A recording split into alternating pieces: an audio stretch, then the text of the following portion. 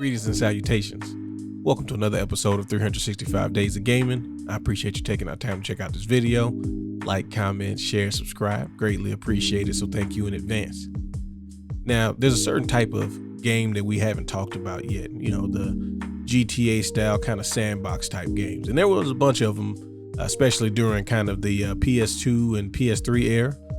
And one I want to talk about is actually a remake of one I played back on the PS2 called Mafia. Now, growing up in the time that I grew up in, Mafia culture is something that has always been kind of glamorized and whatnot. So obviously, with the success of games like Grand Theft Auto, they will make a, one themed more back in the 30s, right?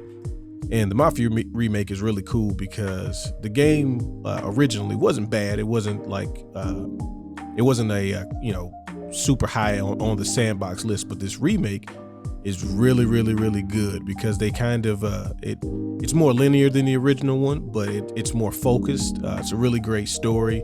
You play Tommy, and you through happenstance you get involved with the family in the 1930s, and they kind of show the rise and fall and the good, the bad, the ugly of being involved in that sort of lifestyle. But the mechanics, for example, for like driving, is really solid. It can get boring because it's the 30s, so it's not as crazy with the cars and stuff like that. But it's really cool, how you can kind of like go through certain areas when you're getting chased and kind of make these cutscenes happen to get away from people. I always thought that was a really cool feature that some other games should employ, because sometimes it's hard, man. Ruin a whole mission because you can't get away from one car.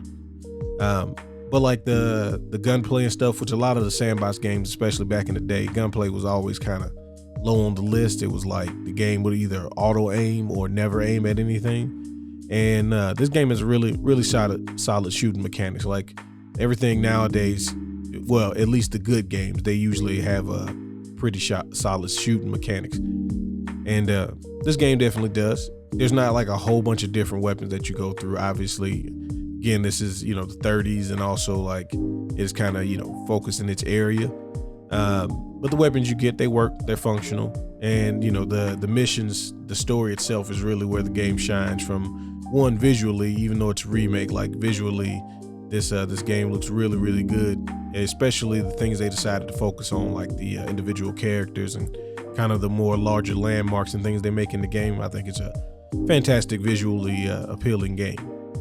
And then just going through that story and just kind of seeing each of the characters evolve and go their different ways, and how all those things take course. And sometimes people don't do what they're supposed to do, but that's the lifestyle you in. But I was really excited when I saw that they were remaking this, and then when I got a chance to play it, I've enjoyed it. I've kind of played through it a handful of times just because it's very easy to jump in, jump out type of thing. You can even, when you replay, you can just select certain chapters, so you don't even have to play like every single mission again. You can go to the ones that you want, which I always thought was really cool, because a lot of these games you'll find your favorite mission, but game might have 120 missions. It's like, how do I just play that? So I thought that was a cool feature. So if you are a fan of the mafioso inspired games, or just sandbox style games, well, not the remake because it's more just linear, but either way, I think if you like these type of games, these mission-based games set in these different time periods involving shady characters galore, then you should give this a shot. I really enjoy it. Either way, I appreciate you reminiscing with me. Y'all have fun. Y'all be safe. Peace.